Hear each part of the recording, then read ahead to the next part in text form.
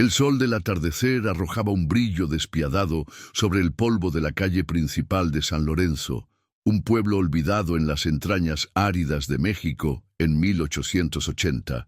Cada grano de arena parecía cargar el peso de la desesperación, y para el Lara, de 19 años, ese peso aplastaba su alma. Su cuerpo, joven y aparentemente fuerte, llevaba la marca invisible de la vergüenza, una sentencia dictada no por un juez, sino por el silencio de su propio vientre. La infertilidad, en una tierra donde la prole era la única verdadera riqueza de una mujer, la había convertido en una sombra, una carga que su familia ya no podía soportar.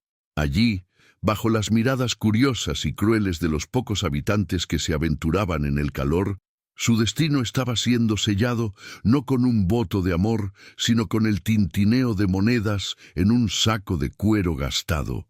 Su padre, un hombre de hombros encorvados más por el peso de la vida que por la edad, sostenía el saco con una firmeza que desmentía la vergüenza en su mirada. No miraba a el Lara, ni al hombre frente a él.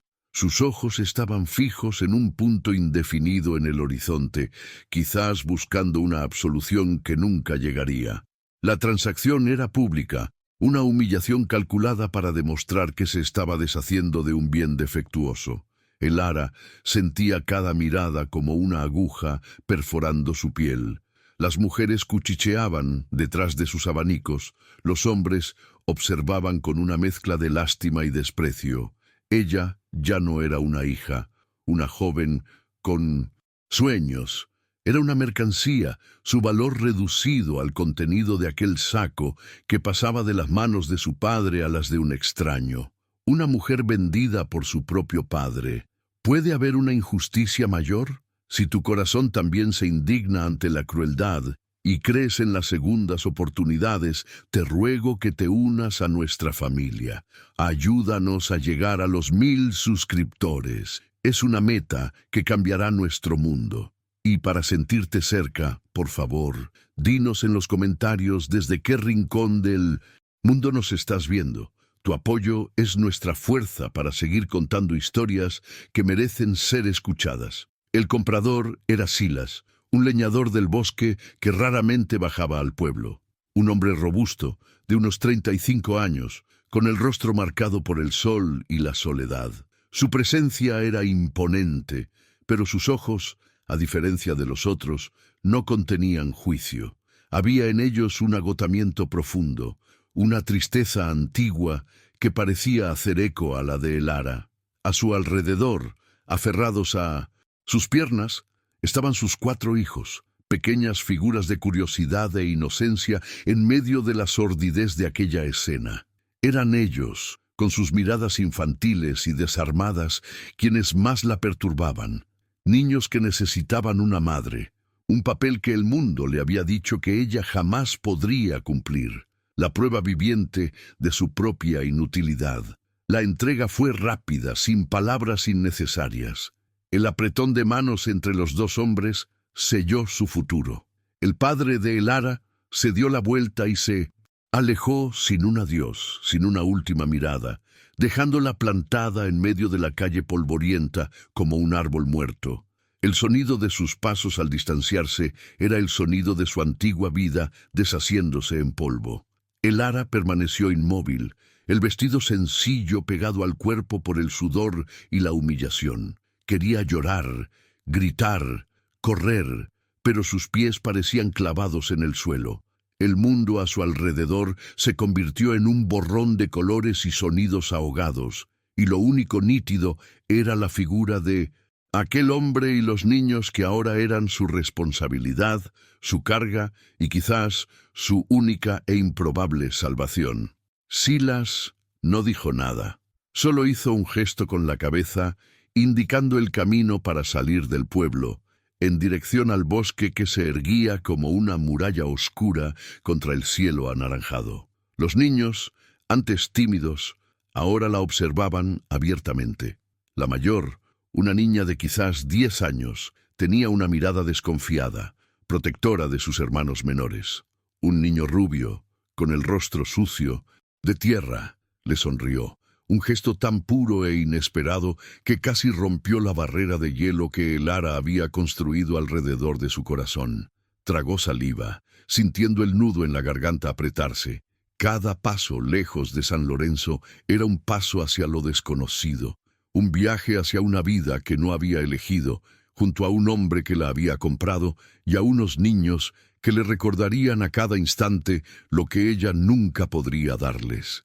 La caminata hasta la cabaña de Silas fue silenciosa, marcada solo por el sonido del viento entre los cactus y el arrastrar de sus pies en la tierra seca. El sol se ponía, pintando el cielo con tonos de sangre y oro, un espectáculo de belleza que parecía burlarse de la fealdad de su situación. La cabaña, cuando finalmente la alcanzaron, era una estructura rústica de madera oscura, enclavada entre pinos altos e imponentes. Parecía más una fortaleza contra el mundo que un hogar. El olor a leña quemada y a tierra húmeda flotaba en el aire. Para el ara, aquel lugar, aislado, era aterrador. Representaba el fin de todo lo que conocía, el exilio definitivo de una sociedad que la había rechazado de forma tan cruel e irrevocable. Los niños corrieron hacia adentro, sus voces resonando en la vastedad del bosque. Silas se detuvo en la puerta, esperando que ella entrara. No había amabilidad en su gesto, solo una practicidad resignada. Él no la había comprado por deseo o afecto, sino por necesidad. Necesitaba a alguien que cuidara de sus hijos, que mantuviera la casa en orden mientras él pasaba los días en el monte, luchando contra los árboles para garantizar el sustento de la familia. El ara entendía la lógica fría detrás del acuerdo.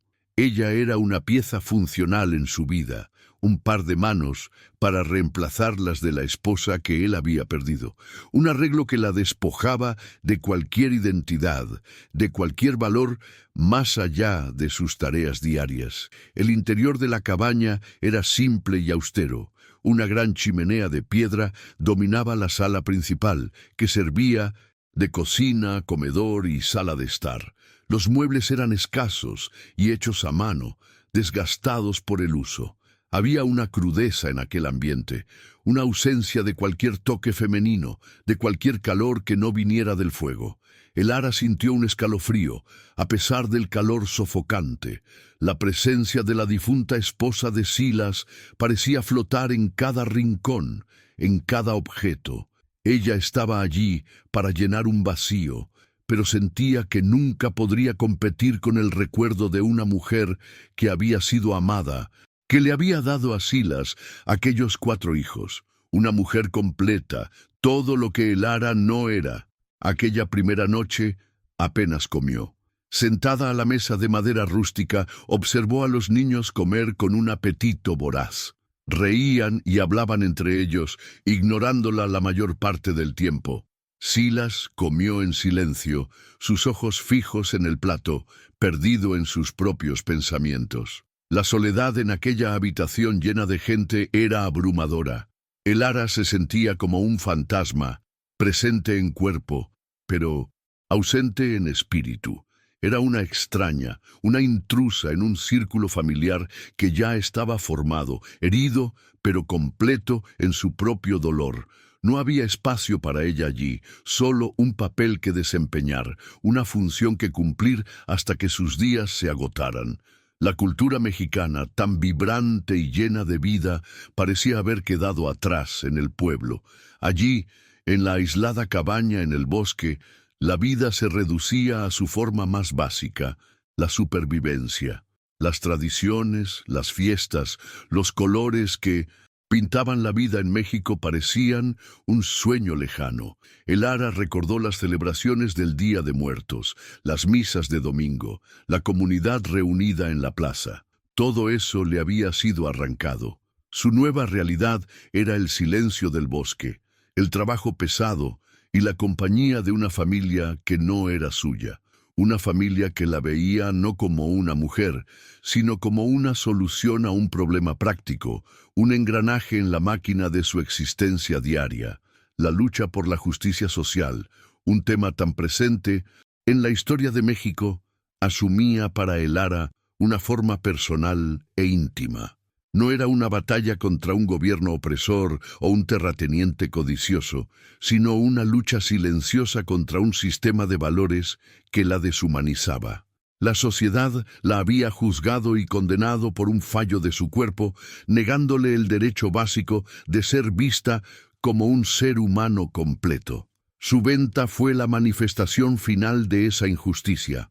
Ahora, en su exilio, necesitaría encontrar una nueva forma de justicia para sí misma, una que no dependiera de la aprobación de los demás, sino que naciera de su propia resiliencia y autovaloración.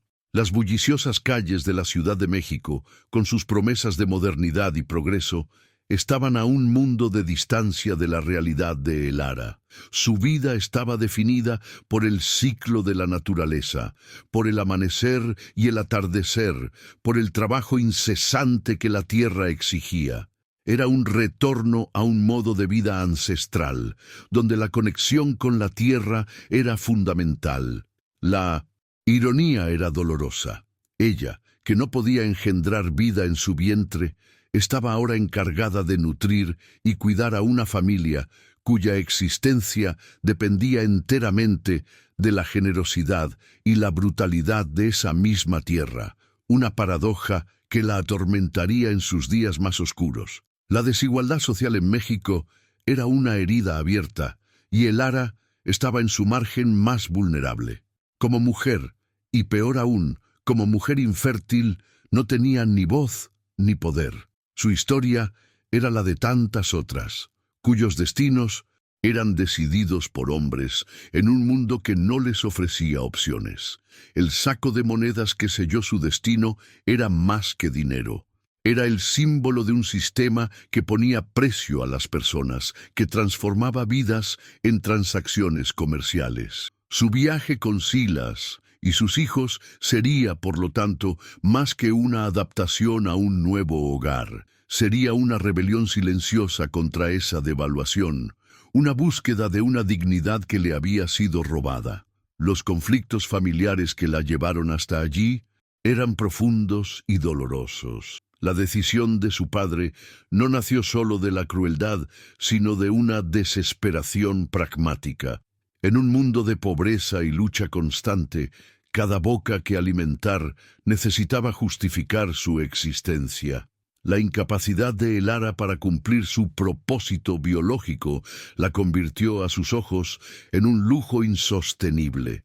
Esta lógica fría, aunque devastadora, era el producto de un entorno implacable. El Lara tendría que luchar para no internalizar esta visión, para no creer en la mentira de que su valor estaba intrínsecamente ligado a su capacidad de procrear. La influencia de las tradiciones mexicanas, con su fuerte énfasis en la familia y la maternidad, era un arma de doble filo. Si por un lado celebraban la figura de la madre como el pilar sagrado del hogar, por otro, marginaban cruelmente a aquellas que no encajaban en ese molde. El Lara había crecido escuchando historias de santas madres y familias bendecidas con muchos hijos. Esta narrativa cultural la atormentaba, reforzando su sentimiento de insuficiencia. En su nueva vida, lejos de los ojos juzgadores de la comunidad, tendría la oportunidad de redefinir lo que significaba ser madre, de encontrar la esencia de ese papel no en la biología, sino en el amor y el cuidado diario. Su protagonista interno, esa voz que susurraba sus miedos más profundos, estaba en constante tormento. Se veía a sí misma como una fraude, una cuidadora contratada que solo desempeñaba un papel. ¿Sería merecido el amor que los niños pudieran llegar a sentir por ella? ¿O estaría simplemente ocupando el lugar de otra persona, una sombra pálida de la verdadera madre que habían perdido? Este dilema la consumía, convirtiendo cada gesto de afecto en una prueba.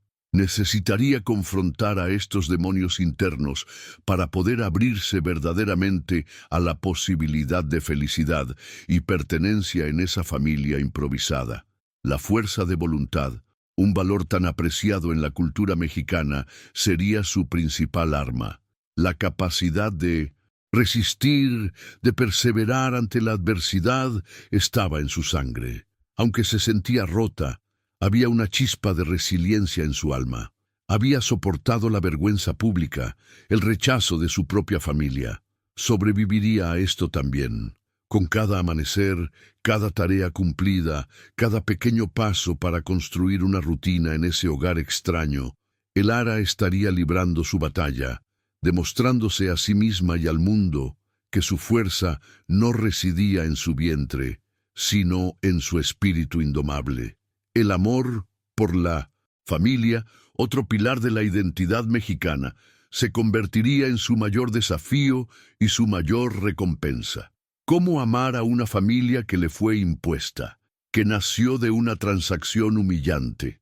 Al principio, veía a los niños solo como parte de su deber, pero la inocencia de ellos, sus pequeñas alegrías y tristezas, comenzarían a corroer las paredes que había erigido alrededor de su corazón. Lentamente, descubriría que el amor familiar no es algo que se hereda o se genera, sino algo que se construye día tras día, con paciencia, sacrificio y una generosidad de espíritu que no sabía que poseía. El respeto por las tradiciones era algo que Elara llevaba consigo, pero ahora necesitaba cuestionarlas. ¿Podrían reinterpretarse las mismas tradiciones que la condenaron? ¿Podría honrar el espíritu de la familia, de la comunidad y de la fe, aun habiendo sido excluida por sus reglas más rígidas? Su viaje sería también uno de reevaluación espiritual y cultural, buscando encontrar un espacio para sí misma dentro de un sistema de creencias que parecía haberla descartado. Tendría que crear sus propias tradiciones, sus propios rituales de pertenencia dentro de las 4 paredes de esa cabaña en el bosque. La lucha contra la injusticia, que comenzó con su venta, continuaría en la forma del prejuicio del pueblo. Cuando fuera a San Lorenzo en busca de provisiones, sentiría las miradas, escucharía los susurros. La mujer estéril que fue comprada, dirían. Cada interacción sería un recordatorio de su condición. Defenderse a sí misma y a su nueva familia de estas púas venenosas requeriría un coraje que aún estaba aprendiendo a encontrar. Tendría que convertirse en una leona, no solo para los niños, sino para sí misma, para la mujer en la que se estaba convirtiendo. La presión de la sociedad era una fuerza invisible, pero omnipresente. Moldeaba las expectativas, dictaba los valores y castigaba las desviaciones. Elara era una desviación. Su existencia desafiaba el orden natural de las cosas, según la visión del mundo de sus contemporáneos. Para encontrar la paz, necesitaría liberarse de esa presión, dejar de medir su valor con la vara de los demás. El aislamiento de la cabaña, que al principio le pareció una prisión, podría revelarse como una bendición, un santuario donde podría florecer lejos de la mirada sofocante de la comunidad y sus crueles expectativas. Silas, el deuteragonista, era un hombre moldeado por la pérdida y la responsabilidad. La muerte de su esposa lo había dejado a la deriva, con 4 pequeñas vidas dependiendo enteramente de él. No era un hombre cruel por comprar a Elara. Era un hombre desesperado, buscando la única solución que su mundo pragmático le ofrecía. Su conflicto interno era profundo, la culpa por no poder serlo todo para sus hijos y la dificultad para abrir su corazón de nuevo. Al principio, veía en Elara solo una ayuda necesaria, pero la fuerza silenciosa y la bondad de ella comenzarían a despertar sentimientos que él creía enterrados para siempre. Los padres de Elara, los antagonistas iniciales, no eran figuras puramente malvadas. Eran producto de su tiempo y de sus circunstancias. La dura vida en el campo mexicano del siglo XIX no dejaba mucho espacio para sentimentalismos. La supervivencia era la ley suprema. Su decisión, aunque devastadora para el Lara, era, en sus mentes, una elección lógica, una forma de garantizar la continuidad del resto de la familia. Esta complejidad hacía la traición aún más dolorosa, pues nacía no del odio, sino de una forma distorsionada y pragmática de amor y deber, lo que la dejaba sin un villano claro a quien odiar. La comunidad de San Lorenzo actuaba como un antagonista colectivo. Sus juicios y chismes eran una forma de control social, una manera de reforzar las normas y castigar a quienes no encajaban. Para ellos, el Lara era un espectáculo, una historia de advertencia. Su presencia con Silas y los niños era una anomalía que perturbaba el orden establecido. Superar el estigma impuesto por esta comunidad sería una parte crucial del viaje de Lara hacia la autoaceptación y la felicidad, demostrando que la verdadera moralidad no reside en las convenciones, sino en la compasión y el amor. Los hijos de Silas eran los catalizadores del cambio. María, la mayor, con su mirada protectora y desconfiada, sería la más difícil de conquistar. Juan, el niño aventurero, pondría a prueba sus límites con sus travesuras. Los gemelos menores, la pequeña Sofía y el frágil Mateo, con su necesidad de afecto y cuidado, serían los primeros en encontrar el camino a su corazón. Cada uno de ellos representaría un desafío diferente, una faceta diferente de la maternidad que el Lara tendría que aprender. No eran una carga, sino la clave para su propia curación y transformación. El escenario de la calle principal de San Lorenzo, donde comienza la historia, era un microcosmos de la sociedad que la rechazó, un lugar de fachadas desgastadas y corazones endurecidos, donde la reputación lo era todo y la compasión era escasa. El polvo que flotaba en el aire era el polvo del estancamiento, de las viejas ideas que sofocaban cualquier esperanza de cambio. Huir de aquel lugar fue el primer paso para que Lara volviera a respirar, aunque el aire del bosque estuviera al principio cargado de miedo e incertidumbre, pero también de la promesa de algo nuevo. La cabaña rústica de Silas, en contraste, era un espacio de potencial. Inicialmente, una prisión de madera y soledad, pero con el tiempo podría convertirse en un hogar. Cada tabla que el Lara frotara, cada comida que cocinara, cada historia que contara al pie de la chimenea, sería un acto de apropiación, de transformar aquel refugio masculino y austero en un nido de calidez y aceptación. La transformación de la cabaña reflejaría su propia transformación interna, de una sierva comprada a la amada matriarca de una familia. El imponente bosque que rodeaba la cabaña era un personaje en sí mismo. Para Silas, era su fuente de sustento, un adversario al que se enfrentaba todos los días con su hacha. Para el Lara, al principio, era un laberinto de sombras y peligros desconocidos, un símbolo de su aislamiento.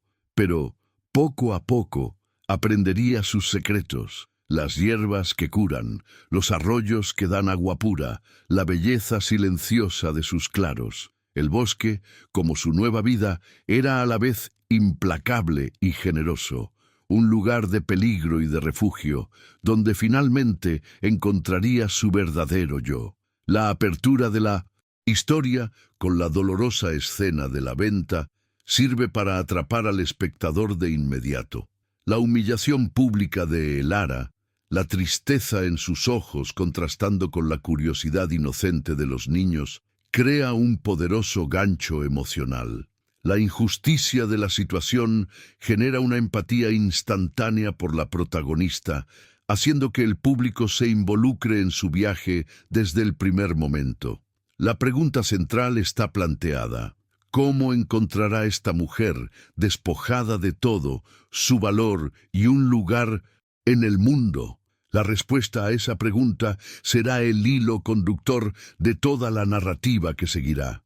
Los primeros días en la cabaña fueron un ejercicio de silencio y movimientos cautelosos. El ara se movía por la casa como una sombra, sus acciones guiadas por una necesidad funcional, desprovista de cualquier calidez. Cocinaba, limpiaba y cuidaba la ropa con una eficiencia mecánica, manteniendo una distancia segura de los niños y, especialmente, de Silas. El leñador partía antes del amanecer, el sonido de su hacha resonando a lo lejos como el latido del corazón del bosque, y regresaba al anochecer, exhausto, trayendo consigo el olor a pino y sudor. Las comidas se consumían en un silencio pesado, roto solo por el tintineo de los cubiertos y las voces susurradas de los niños, que aún la trataban con una mezcla de curiosidad y desconfianza, como a un animal arisco que podría huir al menor movimiento brusco. El ara sentía constantemente el peso del juicio, no solo de los demás, sino de sí misma. Cada tarea doméstica era un recordatorio de que estaba allí para servir, para ocupar un puesto dejado por otra. Evitaba tocar las pocas pertenencias de la difunta esposa de Silas, un chal de lana cuidadosamente doblado sobre una silla, un libro de canciones de cuna con las páginas amarillentas por el uso. Esos objetos eran como santuarios de una vida de la que ella nunca formaría parte, fantasmas de una felicidad que parecía inalcanzable. Su infertilidad era un abismo que la separaba del recuerdo de aquella mujer.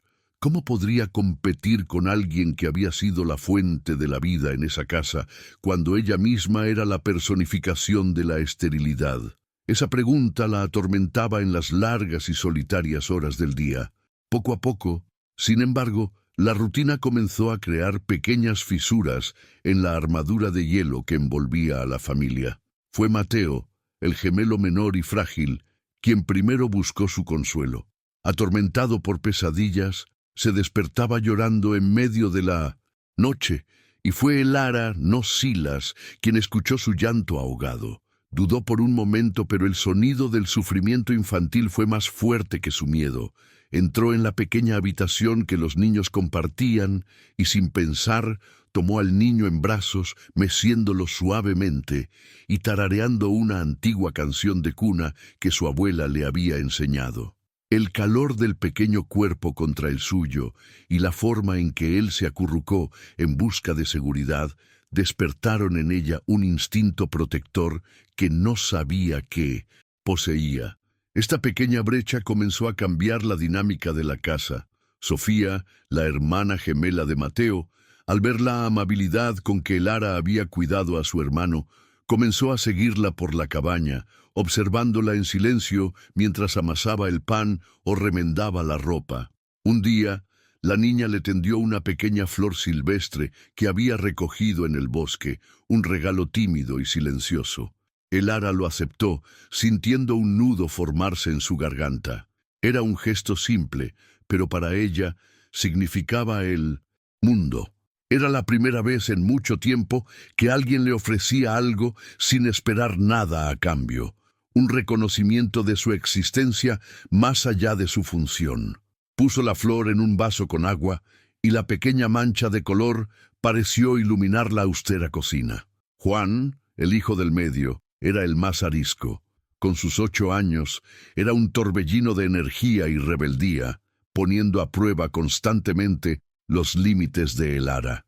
Escondía sus herramientas de costura, hacía ruido a propósito cuando ella intentaba calmar a los gemelos y se negaba a obedecer sus órdenes. El ara, en lugar de castigarlo con la severidad a la que estaba acostumbrada, reaccionó con una paciencia que la sorprendió a sí misma. Un día se cayó de un árbol y se cortó la pierna.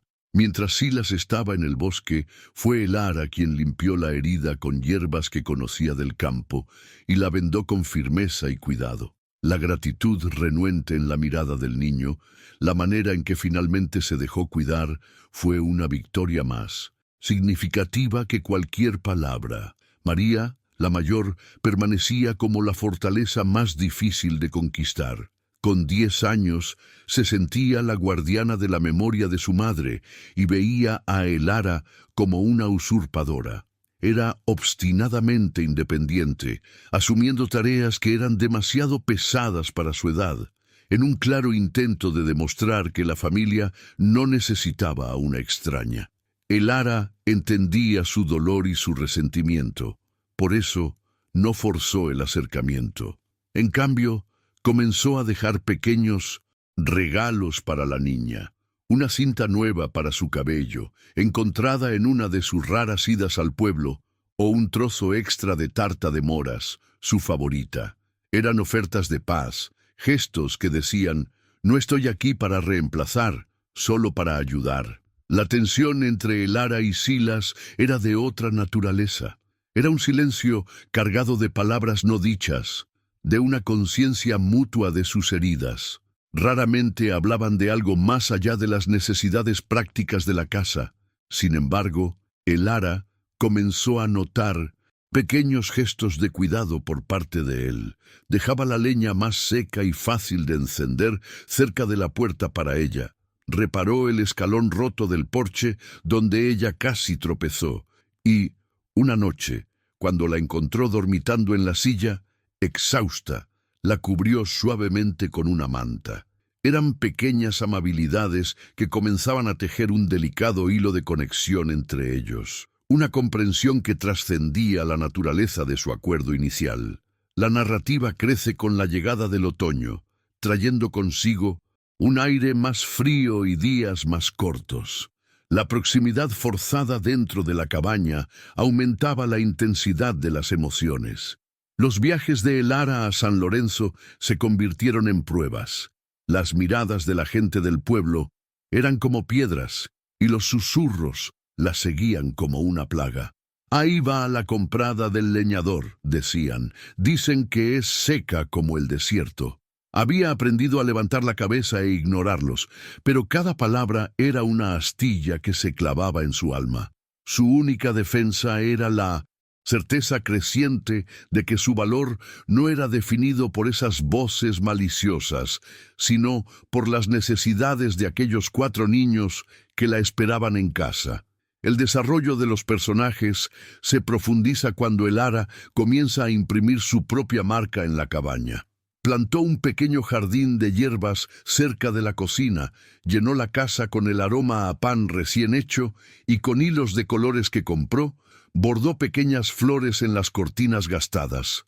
Eran actos de creación, una forma de traer vida a un lugar que había sido dominado por la ausencia y el dolor. Los niños notaron los cambios, y la casa comenzó a parecerse menos a un refugio y más a un hogar. Poco a poco, la risa comenzó a llenar los rincones silenciosos, y la presencia de Elara dejó de ser la de una intrusa para convertirse en el centro de gravedad de esa pequeña familia.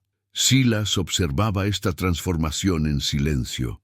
Veía la forma en que sus hijos, antes tan esquivos, ahora orbitaban alrededor de Elara. Veía la luz, volviendo a sus ojos, la risa más fácil en sus labios.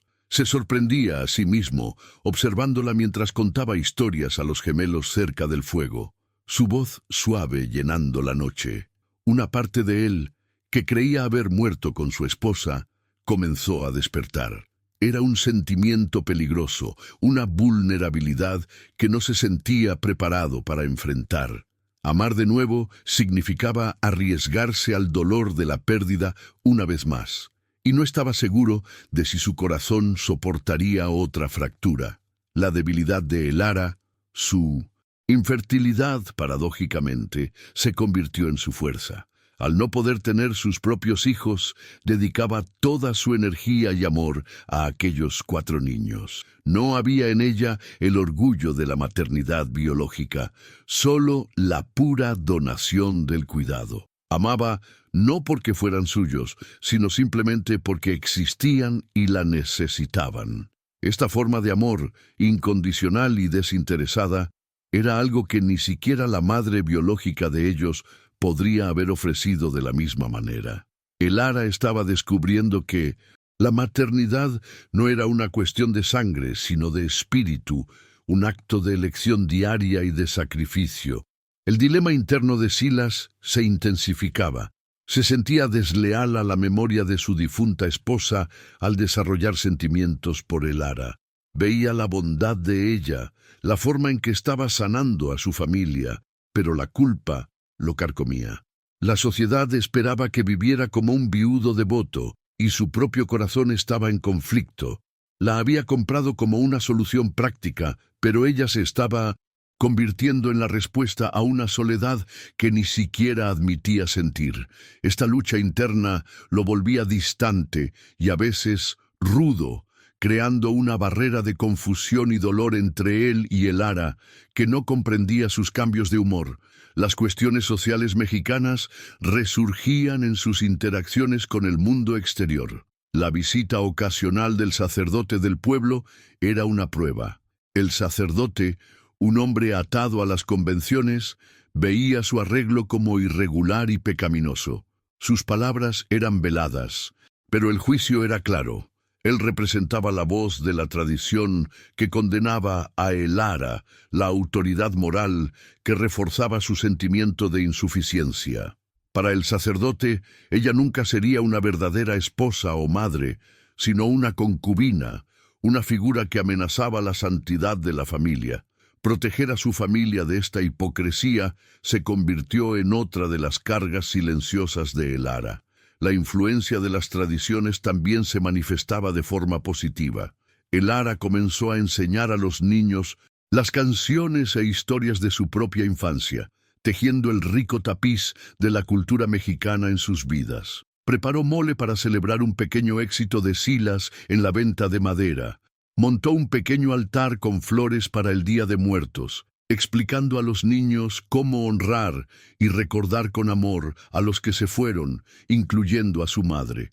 Al hacer esto, no estaba borrando el pasado, sino integrándolo a un nuevo presente, creando una familia que respetaba sus raíces, pero que también creaba sus propias tradiciones.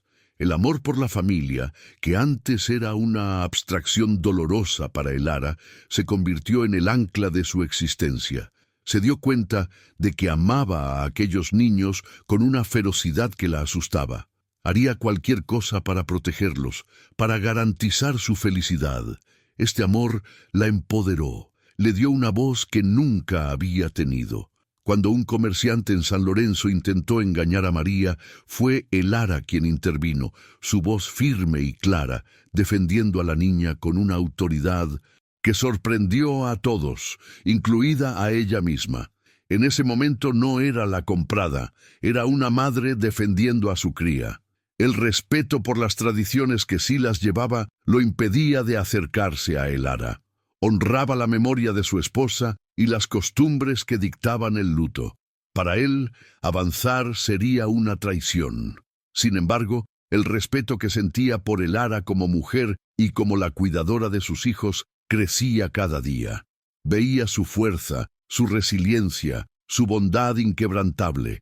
El conflicto entre el respeto por el pasado y la admiración por el presente lo paralizaba, dejándolo atrapado en un limbo emocional, incapaz de rechazar a Elara, pero también incapaz de acogerla plenamente en su corazón y en su vida como su compañera. La lucha contra la injusticia tomaba nuevas formas. No era solo contra el prejuicio del pueblo, sino también contra la dureza de la vida.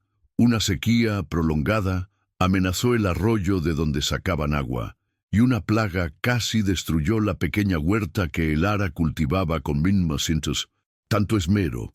Cada desafío era una batalla por la supervivencia, una prueba de resistencia. Aprendieron a trabajar juntos, Silas y Elara, como una unidad. Él cavó un pozo más profundo. Ella encontró maneras de racionar la comida. En estas luchas compartidas nació un nuevo tipo de intimidad, forjada en la adversidad y el respeto mutuo. La presión de la sociedad se manifestaba en el aislamiento de la familia. Eran parias, su arreglo considerado un escándalo silencioso. Ninguna de las otras Familias de la región los visitaba y no eran invitados a las raras celebraciones comunitarias. Este ostracismo, que debería debilitarlos en realidad, fortaleció sus lazos. Se convirtieron en un universo en sí mismos, una pequeña isla de resistencia contra un mundo que no los comprendía. La cabaña en el bosque, antes una prisión para Elara, se convirtió de hecho en un santuario, un lugar donde las reglas y juicios de la sociedad no podían alcanzarlos. El antagonista, la sociedad y sus normas, rígidas, continuaba desafiándolos. El chisme que llegaba a través de los pocos contactos con el mundo exterior era siempre venenoso. Rumores de que Silas era un hombre sin moral y de que Elara era una mujer de virtud dudosa circulaban como buitres. Esta hostilidad constante los forzaba a confiar solo el uno en el otro. Elara, que había sido víctima pasiva de este sistema, comenzaba a sentir una justa ira, una determinación de demostrar que todos estaban equivocados, de construir una familia tan fuerte y llena de amor que su felicidad sería la respuesta definitiva a todo el desprecio. Los personajes secundarios, los niños, continuaban su evolución.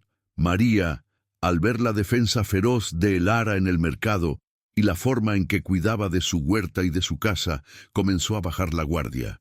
Su resentimiento dio paso a una admiración renuente. Comenzó a hacerle preguntas a Elara sobre su vida antes de llegar a pedirle ayuda con los deberes de la escuela. Era el inicio de una alianza, el reconocimiento de que la presencia de Elara no era una amenaza, sino una bendición. La conquista del corazón de María era, para Elara, la validación más importante de todas, una señal de que finalmente estaba siendo aceptada. El ambiente del bosque reflejaba el estado emocional de los personajes. En otoño, con las hojas cayendo y el paisaje volviéndose más austero, la melancolía y la incertidumbre flotaban sobre la cabaña. El trabajo de Silas se volvía más peligroso con la cercanía del frío, y la preocupación de Elara por él era una presencia constante. La naturaleza, con su belleza severa y sus peligros inminentes, era un espejo de la vida que llevaban. Una lucha constante por la supervivencia, salpicada de momentos de belleza y conexión profunda que hacían que todo valiera la pena. Los conflictos externos se acumulaban. La necesidad de dinero para el invierno que se acercaba presionaba a Silas, forzándolo a trabajar más horas y a asumir más riesgos. Amenazas de animales salvajes, como lobos atraídos por el olor a comida, se hicieron más frecuentes, obligando a Elara a ser cada vez más vigilante con los niños. La vida en la frontera era una sucesión de crisis, y cada una de ellas ponía a prueba los límites de esa familia improvisada, forzándolos a unirse de maneras que nunca imaginaron, solidificando los lazos que se formaban lentamente entre ellos. El conflicto interno de Elara cambió de enfoque. La vergüenza de su infertilidad, aunque todavía presente, ya no era la fuerza dominante en su vida. Su nuevo miedo era el de perder a esa familia que había aprendido a amar. ¿Y si Silas decidía que ella ya no era necesaria? ¿Y si algo le sucedía en el bosque? La idea de ser arrancada de esa vida, de volver a no ser nadie, era ahora su mayor terror. Ya no era una mujer buscando sobrevivir, era una mujer luchando por proteger su hogar, el único que había tenido. El invierno llegó no como un visitante sutil, sino como un conquistador brutal, cubriendo el bosque con un manto blanco y silencioso que aprisionaba todo bajo su peso. Una tormenta de nieve, anunciada por un cielo de plomo y un viento que aullaba como un lobo hambriento, se desplomó sobre la región, aislando la cabaña del resto del mundo. La nieve se acumulaba en montones que bloqueaban la puerta y cubrían las ventanas, sumergiendo la pequeña casa en una penumbra constante. Lo que antes era un refugio, ahora se había convertido en una celda de hielo. Fue en este escenario de aislamiento y frío cortante que comenzó la verdadera prueba de la familia. poniendo a prueba los lazos que se habían formado de manera tan frágil y vacilante durante los meses anteriores. El primero en sucumbir no fue al frío, sino a la fiebre. Mateo, el más frágil de los gemelos, comenzó con una tos seca que rápidamente evolucionó a un siseo aterrador en su pecho. Su piel, normalmente pálida, ardía en fiebre, y sus ojos, generalmente llenos de una luz suave, se volvieron vidriosos y perdidos. El pánico se instaló en la cabaña como un invitado no deseado. Silas, un hombre acostumbrado a enfrentar los peligros tangibles del bosque, como árboles cayendo y animales salvajes, se sintió completamente impotente ante la enfermedad invisible que consumía a su hijo. El camino a San Lorenzo era intransitable, el médico a una distancia imposible.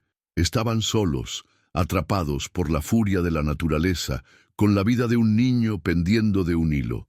Mientras Silas caminaba de un lado a otro, su angustia manifestándose en una furia contenida contra las paredes de la cabaña, el ara actuó. La vacilación y la incertidumbre que la habían definido durante tanto tiempo se disiparon, reemplazadas por una determinación feroz. No era una madre biológica, no tenía la experiencia de otras mujeres, pero poseía algo igualmente valioso: la sabiduría popular transmitida por su abuela, una curandera del campo y un amor desesperado por ese niño. Tomó el control de la situación, su voz tranquila pero firme, cortando la niebla del pánico. Trae más leña para el fuego, Silas. Necesitamos mantener el calor. María, hierve agua. Juan, encuentra todas las mantas que tengamos. Se convirtió en la general de un ejército de un solo soldado, luchando contra la muerte.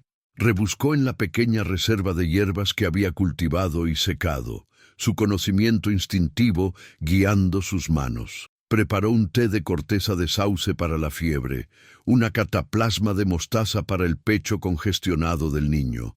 Cada acción era precisa, cada movimiento imbuido de una urgencia sagrada.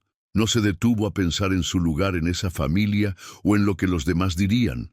En ese momento solo existía la respiración frágil de Mateo y su voluntad inquebrantable de mantenerla. Era la personificación de la maternidad en su forma más pura, un acto de dedicación feroz, un sacrificio de sí misma por la vida de un niño. Las horas se arrastraron, transformándose en días indistinguibles. El ara no dormía, no comía. Permaneció al lado del pequeño lecho de Mateo, humedeciendo sus labios, cambiando los paños fríos en su frente ardiente y susurrando palabras de consuelo y canciones antiguas en su oído. Los otros niños, sintiendo la gravedad de la situación, permanecían en silencio, sus ojos grandes y asustados, fijos en ella, la nueva ancla en medio de la tormenta. La veían no ya como la sustituta, sino como su única esperanza. María, la desconfiada María, le traía tazas de té y la ayudaba a preparar los remedios, su antigua hostilidad disuelta por la admiración y el miedo compartido. Silas observaba todo, atónito. Veía una fuerza en el ara que nunca había imaginado. Ella, que había sido vendida como una mujer incompleta, estaba allí, luchando por la vida de su hijo con el coraje de una leona. La vergüenza de su propia impotencia lo consumía. Podía derribar los árboles más grandes del bosque, pero no sabía cómo aliviar el sufrimiento de su propio hijo. Fue el ara quien trajo orden al caos, quien enfrentó la enfermedad con conocimiento y coraje.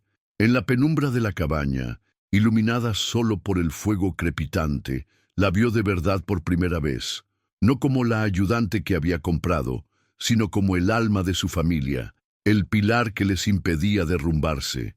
El dilema del personaje de Silas alcanzó su punto más crítico. El honor familiar, el respeto por la memoria de su difunta esposa, todo eso parecía insignificante ante la devoción que presenciaba. El amor no era una traición al pasado, sino una necesidad del presente. El amor Era esa mujer, exhausta y con el cabello desgreñado, negándose a rendirse. Se acercó a ella poniendo la mano en su hombro. «Necesitas descansar, Elara», dijo él, su voz ronca de emoción. Ella solo negó con la cabeza, sus ojos nunca apartándose del rostro febril de Mateo. «No puedo, no hasta que él esté a salvo». En ese instante, Silas comprendió que el corazón de ella estaba irrevocablemente ligado al de sus hijos. La lucha por la tierra, por la supervivencia, se concentró en esa pequeña habitación. La tormenta afuera era un reflejo de la batalla que se libraba dentro de la cabaña. La naturaleza intentaba reclamar la vida de Mateo, y Elara, con sus manos y su corazón, se negaba a entregarlo. Ella era la tierra fértil, la protectora de la semilla, aunque no la hubiera engendrado. Su decisión de quedarse y luchar, de usar cada gramo de su fuerza y conocimiento, resonó profundamente con los valores más esenciales de la cultura mexicana. La resiliencia ante la tragedia y la santidad de los lazos familiares, ya sean de sangre o de alma. Era una lucha por la vida, por el amor, por el derecho a ser madre. El clímax emocional llegó en la tercera noche. La respiración de Mateo se volvió peligrosamente superficial y por un momento aterrador pareció detenerse por completo. Un silencio mortal cayó sobre la cabaña. El corazón de Elara se congeló. En un acto de pura desesperación, tomó al niño en brazos y lo abrazó con fuerza, llorando, implorando a los cielos, a los antiguos espíritus de la tierra, a cualquier fuerza que pudiera escuchar, que no se lo llevaran. «¡No te lo lleves! ¡Por favor, no a él!», sollozó, su cuerpo temblando con la fuerza de su dolor y de su amor. Era la súplica de una madre al límite de sus fuerzas. Y entonces, un milagro, o quizás la respuesta del cuerpo del niño a la fiebre que finalmente se rompía. Mateo tosió, una tos profunda y ruidosa que expulsó el mal de sus pulmones. Respiró hondo, un suspiro tembloroso, y abrió los ojos. La fiebre había cedido. Miró a Elara, y un atisbo de sonrisa tocó sus labios pálidos. En ese momento, la tormenta dentro de la cabaña finalmente pasó. Las lágrimas de Elara, antes de desesperación, ahora eran de alivio y gratitud. Lo sostuvo cerca, sintiendo el calor de su cuerpo regresando, el ritmo de su respiración estabilizándose, y supo que había vencido. El sonido del llanto aliviado de Elara rompió el hechizo que los tenía a todos presos. Los otros niños corrieron hacia la cama, tocando a su hermano, riendo y llorando al mismo tiempo. La alegría que inundó la cabaña era tan intensa como el miedo que la había precedido. Silas se quedó parado en la puerta, observando la escena. Elara, en el centro de todo, rodeada por los niños, era la imagen de la maternidad. Sintió una ola de emoción tan abrumadora que lo dejó sin aliento. La gratitud, la admiración y algo más profundo, algo que no se atrevía a nombrar, pero que se parecía peligrosamente al amor, lo llenaron por completo. La resolución del conflicto principal de la escena no fue solo la recuperación de Mateo, sino la transformación completa de las relaciones dentro de la familia. El acto de Elara de salvar la vida del niño rompió todas las barreras restantes. No solo demostró su valor a Silas y a los niños, se lo demostró a sí misma. La mujer que se consideraba inútil e incompleta se había convertido en la salvadora, la roca sobre la cual la familia se apoyaba. La vergüenza que la había encadenado toda su vida fue finalmente destruida, consumida por el fuego de esa prueba y purificada por las lágrimas de su amor maternal. Con la mejora de Mateo, se estableció un nuevo equilibrio. Elara ya no era la forastera, era el corazón de la casa. Los niños la buscaban para todo, desde una rodilla raspada hasta un cuento para dormir. María ahora la ayudaba en la cocina como una cómplice, compartiendo secretos y risas. Juan la seguía, ansioso por mostrarle sus descubrimientos en el bosque. Y los gemelos, Mateo y Sofía eran sus sombras constantes, nunca alejándose mucho de su reconfortante presencia. Había encontrado su lugar, no como una sustituta, sino como una pieza esencial e insustituible de ese rompecabezas familiar. La decisión final de Silas resonó profundamente con el espectador. La nevada continuó por unos días más, pero la atmósfera dentro de la cabaña era de calidez y renacimiento. Una noche, mientras los niños dormían pacíficamente, él se sentó junto a Elara cerca del fuego. El silencio entre ellos ya no era pesado o incómodo, sino lleno de una comprensión mutua. «Salvaste a mi hijo», dijo él, su voz quebrada. «Nos salvaste a todos». Tomó la mano de ella, una mano callosa por el trabajo y el cuidado, y la sostuvo con una ternura que ella nunca había esperado de él. Era un reconocimiento, una promesa, el comienzo de un nuevo capítulo. El honor familiar, que tanto había preocupado a Silas, fue redefinido. El honor no estaba en permanecer atado al pasado, sino en proteger y nutrir el futuro de su familia. Y Elara era ese futuro. Se dio cuenta de que el mayor honor que podía rendir a su difunta esposa era garantizar que sus hijos fueran amados y bien cuidados, que crecieran en un hogar feliz. Y el hogar solo era verdaderamente feliz con Elara en él. Su presencia no disminuía la memoria de su primera esposa, sino que la honraba, continuando el legado de amor y cuidado que ella había comenzado. El clímax, con la lucha de Elara por la vida del niño, representó la cúspide de su viaje de autodescubrimiento. Fue en medio de la tormenta, el miedo y al borde de la pérdida, que encontró su verdadera identidad. La sociedad la había etiquetado como estéril, pero allí, en esa cabaña aislada, se dio a luz a sí misma como madre. La maternidad, finalmente entendió, no nacía del cuerpo, sino del alma. Era un verbo, no un sustantivo. Era el acto de amar, proteger y sacrificar. Y en eso, ella era más fértil y más completa de lo que jamás se había atrevido a soñar en su vida. Con 1900, el deshielo, la primavera llegó al bosque como una promesa cumplida. El blanco implacable de la nieve dio paso a una alfombra de flores silvestres, y el sol, antes un extraño pálido, ahora derramaba su luz dorada a través de los pinos, trayendo nueva vida a la tierra. La transformación del paisaje reflejaba la nueva dinámica dentro de la cabaña de Silas. El invierno riguroso no había roto a la familia. Al contrario, había forjado sus lazos en el fuego de la adversidad, volviéndolos inquebrantables. La atmósfera ya no era de silencio y supervivencia, sino de una calidez y una alegría que parecían emanar de las propias paredes de la casa, ahora impregnadas con el sonido constante de la risa de los niños y la presencia reconfortante de Elara. Elara ya no se movía como una sombra. Era el sol alrededor del cual esa pequeña familia ahora orbitaba. Su autoridad no era impuesta, sino ganada a través del amor y el respeto. Los niños florecían bajo su cuidado, no solo físicamente, más sanos, sino emocionalmente seguros. María, antes tan cerrada, ahora compartía con Elara sus sueños y miedos de niña, viendo en ella no una madrastra, sino una confidente y guía.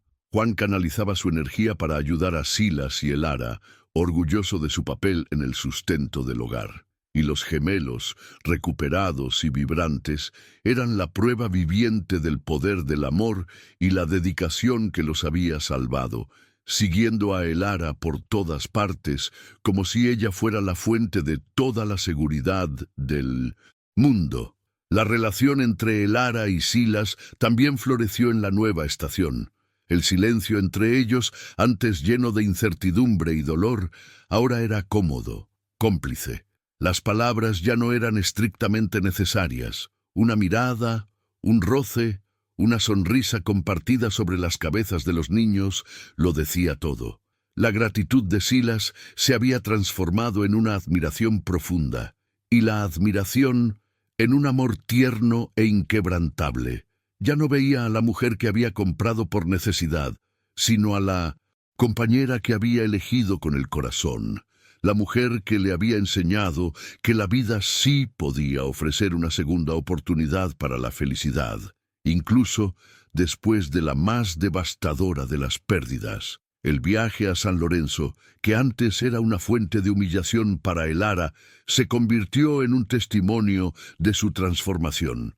Caminaba por las calles polvorientas con la cabeza en alto, uno de los niños de cada mano. Las miradas y los susurros no desaparecieron por completo, pero perdieron el poder de herirla. La verdad de su hogar, la fuerza de su familia, era un escudo más poderoso que cualquier veneno social. La gente veía la salud y la felicidad de los niños, la forma en que miraban a Elara con adoración y un respeto renuente comenzó a reemplazar el juicio. Ella no necesitaba su aceptación, pero irónicamente estaba comenzando a ganársela simplemente por ser quien era. La conclusión lógica de su viaje llegó en una cálida tarde de primavera. Silas llamó a Elara afuera, al porche delantero, desde donde podían ver a los niños jugando cerca del arroyo. Él tomó sus manos, las mismas manos que habían salvado a su hijo y reconstruido su hogar. Elara, comenzó, su voz firme pero llena de una emoción que ya no ocultaba. Yo no te compré, yo te encontré. No eres una sierva en esta casa, eres la reina de ella. Eres mi esposa en todo menos en el nombre. Y me gustaría corregir eso. Cásate conmigo no por deber, sino porque esta familia no está completa sin que seas, oficialmente, lo que ya eres en todos nuestros corazones. Sus palabras fueron la absolución final, la cura para la herida más profunda de Elara. Las lágrimas que acudieron a sus ojos no eran de tristeza o vergüenza, sino de una alegría tan abrumadora que parecía capaz de hacer florecer el propio desierto. No necesitó un hijo de su vientre para ser considerada digna de amor, para ser una esposa, para ser una madre. Ya era todo eso. Su viaje, que había comenzado con la humillación de ser vendida como un bien defectuoso, culminaba con la propuesta de un hombre que la veía como el bien más preciado del mundo. Su respuesta fue un simple sí, susurrado, pero que resonó con la fuerza de todas las batallas que había ganado. No tuvieron una gran fiesta, sino una celebración familiar, profundamente mexicana en su esencia. Elara preparó una comida especial, con los platos favoritos de todos. Silas trajo flores silvestres para decorar la mesa, y los niños, comprendiendo la importancia del momento, hicieron dibujos que representaban a su nueva familia, con Elara y Silas de la mano en el centro. Cantaron canciones, contaron historias y, alrededor de esa mesa rústica, en la cabaña aislada en el bosque, celebraron no solo una unión, sino el triunfo del amor sobre el prejuicio, de la elección sobre la sangre y de la resiliencia sobre la desesperación. Fue una fiesta humilde, pero más rica que cualquier celebración en el pueblo. La historia de ellos llegó a una conclusión emocionalmente significativa. El desenlace no fue un final abrupto, sino la promesa de un nuevo comienzo. Elara, la joven estéril vendida por su familia, encontró su verdadero propósito no en generar vida, sino en nutrirla, en sanarla y en amarla incondicionalmente. Silas, el viudo solitario y abrumado, encontró no solo una ayuda, sino una compañera que sanó su corazón y completó de nuevo su hogar. Y los niños, que habían perdido a una madre, ganaron otra, cuyo amor era tan real y poderoso como cualquier lazo de sangre podría ser. La escena final muestra a la familia reunida en el porche al atardecer, observando el sol ponerse sobre el bosque. Silas tiene el brazo alrededor de Elara, y los niños están acurrucados cerca de ellos, seguros y contentos. No hay necesidad de diálogo. El silencio está lleno de paz y de la certeza de pertenencia. Elara mira los rostros de sus hijos, al hombre que la ama, y siente una plenitud que nunca imaginó posible. no era una mujer que no podía tener hijos. Era una mujer que tenía 4, y un hogar, y un amor que era más fuerte que cualquier convención social. El mensaje central de la historia resuena claramente. La verdadera familia se forja en el corazón. El valor de una persona no reside en su capacidad para cumplir roles predefinidos por la sociedad, sino en su carácter, en su capacidad de amar y de entregarse. Elara encontró su redención no al cambiar su condición, sino al abrazarla y encontrar un nuevo significado para su vida. Su viaje fue una prueba de que el corazón, y no el vientre, es la verdadera cuna de una familia, una verdad universal que trasciende culturas y épocas. El cierre satisfactorio deja al espectador con un sentimiento de esperanza y reflexión. La historia de Elara y Silas no es solo un romance o un drama de época, es una parábola sobre la aceptación, la resiliencia y la búsqueda humana de conexión. Construyeron su propio paraíso en un mundo que los había condenado al exilio, demostrando que la felicidad no es algo que se encuentra, sino algo que se construye, a menudo con los pedazos rotos que la vida nos deja. La narrativa deja espacio para la reflexión. ¿Cuántas personas son juzgadas y devaluadas por no encajar en los moldes de la sociedad? ¿Cuántos talentos y cuánta capacidad de amar se desperdician a causa de prejuicios crueles? La historia de Elara invita al público a mirar más allá de las apariencias, a cuestionar las convenciones y a celebrar las diferentes formas que el amor y la familia pueden adoptar. Es un recordatorio de que todos merecen un lugar al que pertenecer y ser amados. Finalmente, la historia se completa. El viaje de Elara, de la humillación a la plenitud, es un arco narrativo poderoso e inspirador. No solo sobrevivió, sino que floreció, reescribiendo su propio destino contra todo pronóstico. La pequeña cabaña en el bosque, antes símbolo de su exilio, se convirtió en el escenario de su mayor victoria, el lugar donde una mujer rechazada encontró su poder, su voz y su hogar eterno, demostrando que la verdadera fertilidad es la del corazón, capaz de cultivar el amor incluso en el suelo más árido.